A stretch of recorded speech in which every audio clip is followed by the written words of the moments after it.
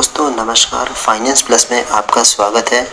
दोस्तों यदि आप अपनी ज़रूरत के लिए एसबीआई बैंक के पास में जाते हैं अपनी पर्सनल लोन की रिक्वेस्ट को लेकर के, तो आज हम जानते हैं कि यदि आप एसबीआई से पर्सनल लोन लेते हैं 10 लाख रुपए तक का, तो उसके लिए आपको कितना उसमें ब्याज देना पड़ेगा, कितनी उसकी ईएमआई होगी, इसका पूरा कितना क्या कैलकुलेशन होता है, इसके बारे में आज हम चर्चा करके आपको बताते हैं। दोस्तों यदि आप अपनी किसी भी ज़रूरत को पूरा करने के लिए या अचानक से किसी पैसों की ज़रूरत के लिए यदि आपको पर्सनल लोन लेने की ज़रूरत पड़ती है, तो उसके लिए आप स्टेट बैंक ऑफ इंडिया से पर्सनल लोन ले सकते हैं।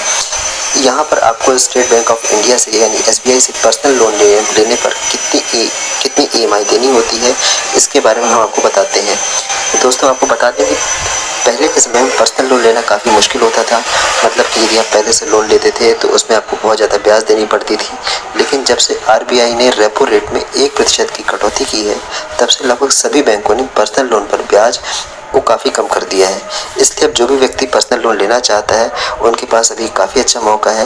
यदि आप पहली बार लोन ले रहे हैं तो इसके लिए पहले हम आपको बताएंगे कि यदि आपको 10 लाख रुपए की यदि ज़रूरत होती है तो उस पर आपको कितना ब्याज देना पड़ेगा और कितनी ईएमआई देनी होगी, ये सब कुछ आपको आगे बताया जाएगा।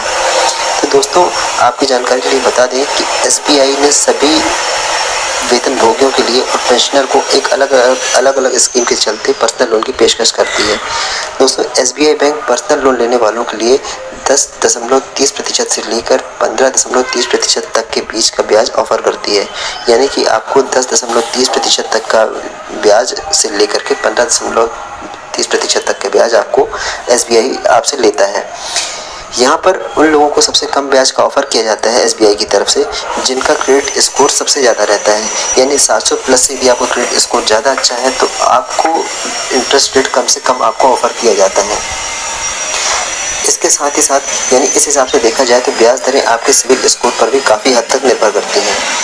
और उसके अलावा दोस्तों आप कहीं से भी पर्सनल लोन लेने के लिए जाते हैं, होम लोन लें या कार लोन लें या और भी कई तरह के अन्य लोन लेते हैं, तो यहाँ पर आपको प्रोसेसिंग फ़ीस जैसे अन्य चार्ज जो देने पड़ते हैं वो यहाँ पे आपको एसबीआई में जो आप लोन लेते हैं वो काफ़ी कम पड़ते हैं। यानी कि आपको लगभग पूरे लोन का अमाउंट का लगभग 1.5% तक का जीएसटी और प्रोसेसिंग चार्जेस में लिया जाता है एसबीआई के पर्सनल लोन की तरफ से। इसका मतलब ये होता है कि यदि आप लोन लेने के पहले ही पेमेंट करते हैं तो बैंक फिक्स रेट लोन पर आपको प्रीपेड मूल अमाउंट का 3% लोगों से शुल्क वसूल करती है। यानी कि ध्यान करिए यदि आपने गलती से समय पर ईएमआई नहीं भरते हैं तो आपकी बकाया ईएमआई पर 2% लगभग हर महीने पेनाल्टी शुल्क भी आपको देना पड़ जाता है एसबीआई की तरफ से यदि आप लोन लेते हैं और अब आप टाइम पे पेमेंट नहीं करते हैं तो। अब अपन आगे जानते हैं दोस्तों कि यदि आप इस बैंक से 10 लाख रुपए का पर्सनल लोन लेना चाहते हैं तो आपको इसका पूरा कैलकुलेशन बताते हैं कि इसमें आपको कितना देना पड़ेगा ब्याज वगैरह। तो दोस्तों यदि कोई व्यक्ति एसबीआई से 10 लाख रुपए तक का पर्सनल लोन 5 सालों के लिए लेता है और उसका सिविल स्कोर भी 700 के ऊपर है, तो ऐसे में आपको लोन की राशि पर 10.30% तक की ब्याज दर देना होता है।